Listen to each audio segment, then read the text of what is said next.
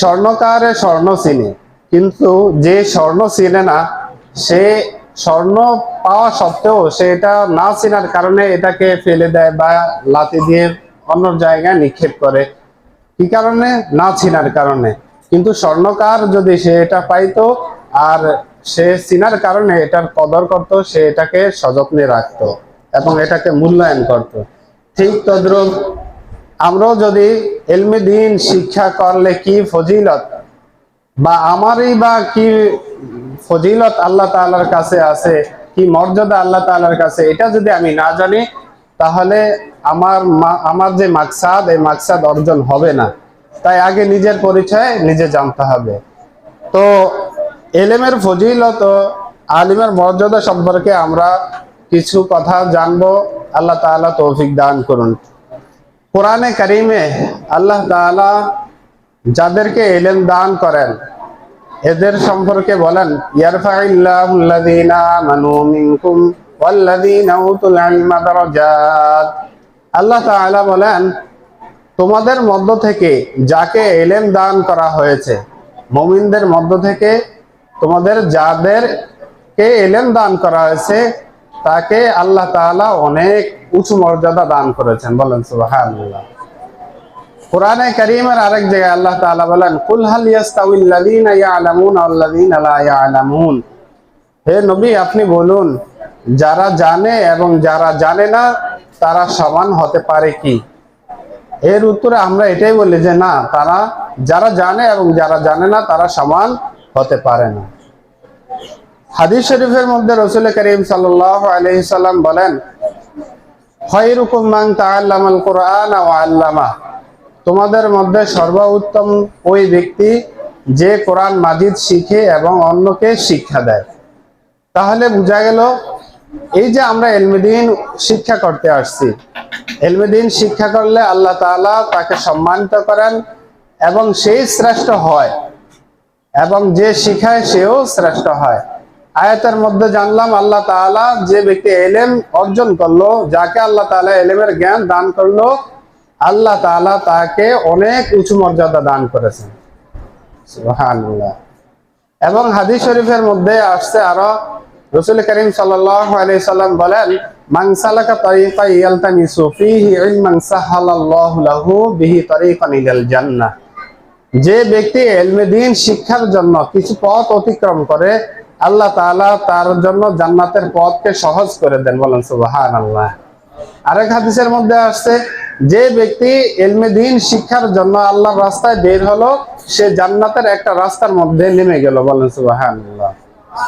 এবং হাদিস শরীফের মধ্যে আসছে, রাসূল করিম সাল্লাল্লাহু আলাইহি সাল্লাম বলেন যে একজন আলেমের মর্যাদা এত বেশি, যেমন সমস্ত তারকারাজির মধ্যে পূর্ণিমার চাঁদের মর্যাদা, ঠিক আওয়ামদের মধ্যে হাজার হাজার আবেদ যারা ইলম নাই, ইলম ছাড়া আবেদ অনেক ইবাদত বন্দেগী করে, তাই এমন হাজার হাজার আবেদের চাইতে একজন খাঁটি আলেমের মর্যাদা এরকম বেশি। তাহলে এই শ্রেষ্ঠত্ব পাওয়ার জন্যই আমরা মাদ্রাসায় আসছি। এই মানুষের এত শ্রেষ্ঠত্ব কেন? মানুষকে যে আল্লাহ তাআলা এত শ্রেষ্ঠত্ব দান করেছেন, অসংখ্য অগণিত মাখলুক, 18,000 মাখলুকাত বলা হয়ে থাকে, এর মধ্যে থেকে সর্বশ্রেষ্ঠ মাখলুকাত হলো মানুষ। কেন মানুষ এত শ্রেষ্ঠ? এই ইলমের কারণে, ইলমে ওহীর কারণে এত শ্রেষ্ঠত্ব। আল্লাহ তাআলা যখন ফেরেশতাদের কাছে মশওয়ারা চাইলেন, মশওয়ারার তো দরকার ছিল না, তারপরও ফেরেশতাদেরকে জানান দেওয়ার জন্য মশওয়ারা চাইলেন যে আমি আদম জাতি মানুষ সৃষ্টি করব। তখন ফেরেশতারা বলল, হে আল্লাহ, আমরাই তো আছি, আমরাই তো আপনার ইবাদত বন্দেগী করি, আপনি কেন মানুষ সৃষ্টি করবেন? এর আগে জিন জাতিদেরকে সৃষ্টি করা হয়েছে, তারা একে অপরকে হত্যা করত, ফিতনা ফাসাদ করত, তো মানুষ সৃষ্টি করলো, তারাও এরকম করবে। তখন আল্লাহ তাআলা আদম আলাইহিস সালামকে সৃষ্টি করলেন, আদম আলাইহিস সালামের মধ্যে রূহ দিয়ে দেওয়া হলো।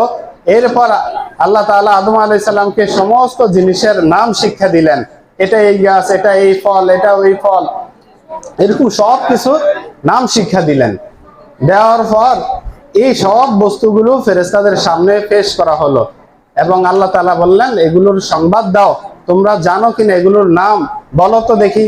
তখন ফেরেশতারা স্যালেন্ডার করলো যে আল্লাহ, আপনি যতটুকু আমাদেরকে জানাইছেন এতটুকুই জানি, এর চেয়ে বেশি জানি না। কোরআনের ভাষায় আল্লাহ তাআলা বলেন, ওয়াল্লামাল আদামা আসমাআ কুল্লাহা সুম্মা আরাদাহুম আলাল মালাইকা। আল্লাহ তাআলা হযরত আদম আলাইহিস সালামকে সমস্ত বস্তু সামগ্রীর নাম শিক্ষা দিলেন। সুম্মা আরাদাহুম আলাল মালাইকা, এরপর এই বস্তু সামগ্রীকে ফেরেশতাদের সামনে পেশ করলেন। ফাকাল আনবিউনি বিআসমাই হাউলাই ইন কুনতুম সাদিকিন। এরপরে বললেন যে এই বস্তু সামগ্রীর তোমরা নাম বলো যদি তোমরা তোমাদের দাবিতে সত্যবাদী হয়ে থাকো। তখন ফেরেশতারা এগুলোর নাম বলতে পারলেন না। আল্লাহ তাআলা হযরত আদম আলাইহিস সালামকে বললেন, আদম আলাইহিস সালাম এক একটা নাম বলতে থাকলেন, এটা আম, এটা জাম, এটা কাঁঠাল, এটা আম গাছ, এটা কাঁঠাল গাছ, এটা লিচু গাছ, এইভাবে সমস্ত বস্তু সামগ্রীর নাম বলে দিলেন। তখন ফেরেশতারা বললেন, সুবহানাকা লা ইলমা লানা ইল্লা মা আল্লামতানা ইন্নাকা আনতাল আলিমুল হাকিম। হে আল্লাহ, আপনি পবিত্র, আপনি ফুত ও পবিত্র। লা ইলমা লানা ইল্লা মা আল্লামতানা, আমাদের কোনো ইলম নাই, আপনি যতটুকুর জ্ঞান আমাদেরকে দিয়েছেন এতটুকুই জানি, এর চেয়ে আর বেশি কিছু জানি না। তো হযরত আদম আলাইহিস সালামকে এই ইলমের মাধ্যমে ফেরেশতারা দাবি করেছিল আদমকে না বানানোর জন্য। আদম আলাইহিস সালামকে আল্লাহ তাআলা ইলম শিক্ষা দিলেন। ইলম শিক্ষা দেওয়ার পর ফেরেশতাদের সামনে পেশ করা হলো। ফেরেশতারা অক্ষম হয়ে গেল নাম না বলার কারণে, এবং আল্লাহ তাআলা আদম আলাইহিস সালামকে শ্রেষ্ঠত্ব দান করলেন এবং বললেন যে আদমকে সিজদা করার জন্য। সকল ফেরেশতা সিজদা করলেন, ইবলিস ছাড়া সবাই ফেরেশতা করলেন। এই যে সম্মান, এই সম্মান কিসের কারণে? ইলমের কারণে। কিসের কারণে? ইলমের কারণে সম্মান। এরপর আল্লাহ তাআলা যখন আদম আলাইহিস সালাম পরীক্ষা পাস করলেন তখন বললেন, ইয়া আদম উসকুন আনতা ওয়া যাওজুকাল জান্নাতা ওয়া কুলা মিনহা রাগাদান হাইসু শি'তুমা ওয়া লা তাকরাবা হাযিহি শাজারাতা ফাতাকুনা মিনাজ জালিমিন। আদম আলাইহিস সালাম যখন পরীক্ষায় পাস করলেন তখন বললেন, হে আদম, তুমি এবং তোমার স্ত্রী হাওয়া আলাইহিস সালাম উভয় জান্নাতের মধ্যে বাসস্থান করো, অবস্থান করো, এবং তোমরা যেখান থেকে যা চায় তা খাও। তো যাই হোক, আমাদের সম্মান আমরা বুঝতে হবে, আমাদের সম্মান এই ইলমে ওহীর কারণে। আদম আলাইহিস সালামের সম্মান হয়েছে মানব জাতির শ্রেষ্ঠত্ব এই ইলমে ওহীর কারণে। সেই শ্রেষ্ঠ জ্ঞান শিক্ষার জন্যই এই মাদ্রাসায় আসছেন।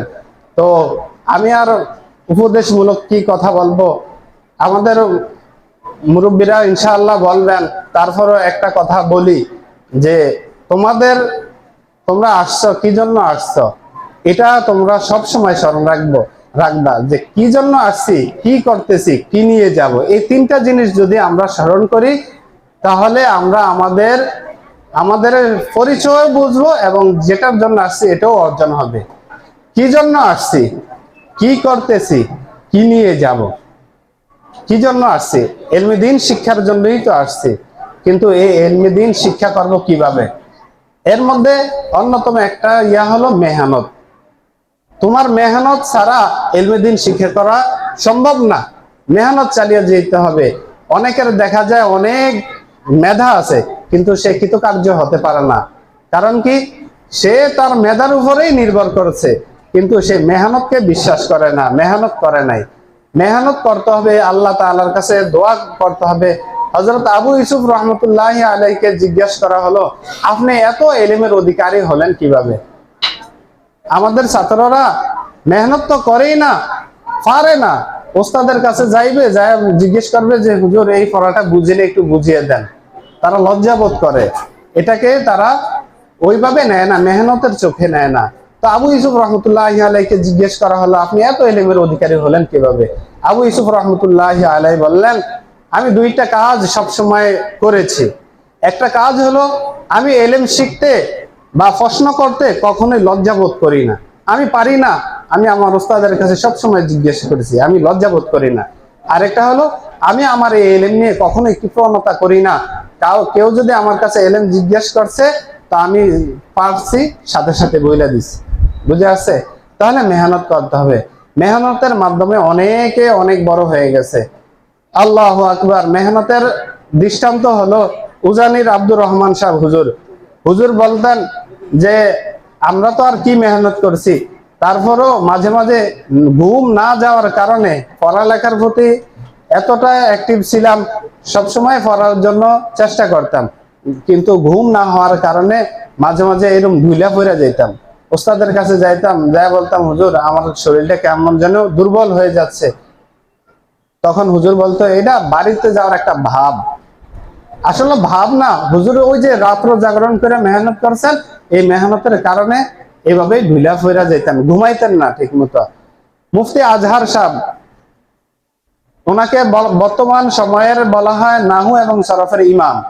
ওনাকে মুফতি আজহার সাহেব হুজুর বললেন যে আমি একবার চিন্তা করলাম যে আমি ঘুমাবো না, দেখি কতদিন থাকতে পারি। দিনও হুজুর কি করতেন, দিনও হুজুর এলেম শিক্ষা ছাত্রদেরকে শিক্ষা দিতেন এবং রাত্রে রান্না পাকাইয়া ছাত্রদেরকে খাওয়ানোর ব্যবস্থা করতেন।